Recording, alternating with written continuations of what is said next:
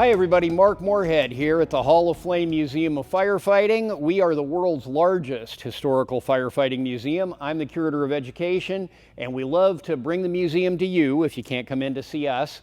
And today, we are in Gallery 1 here at the Hall of Flame, and we're going to talk a little about one of the most unusual pieces we have here in Gallery 1. This is a chemical cart, and this was built in 1872 in the city of Albany, New York. It was built by a company called the Steiner Company. And chemical carts, there were a lot of different versions of them, but they used these big copper tanks, which were filled usually with sodium bicarbonate, and they would mix in a little bit of sulfuric acid, and what you would in effect get is a giant seltzer bottle. Or it's sort of like if you take a bottle of pop and you put your thumb over it and you shake it and you squirt the water out. It's the same, essentially the same chemical reaction that you're using.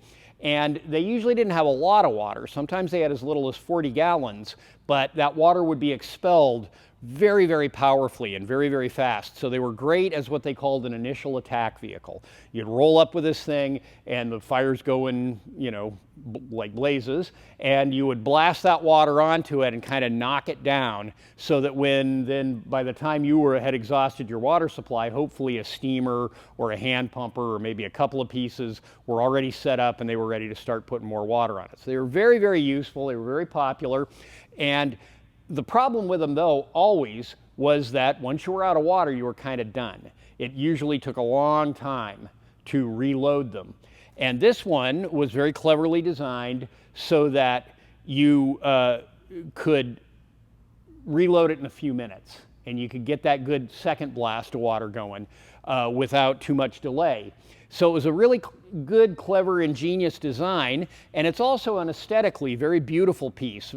I think one of the more beautiful pieces that we have here in Gallery 1. It's got this enamel as opposed to just the painted wood for a lot of its surfaces, which is very beautiful, and it's sort of got that kind of grand 19th century flavor to it. It's got the patterns on it. Somebody recently pointed out to me that you see the word hope up there on the lantern up on the top. So it was also a kind of a piece that a fire company could really take pride in just for its aesthetic beauty.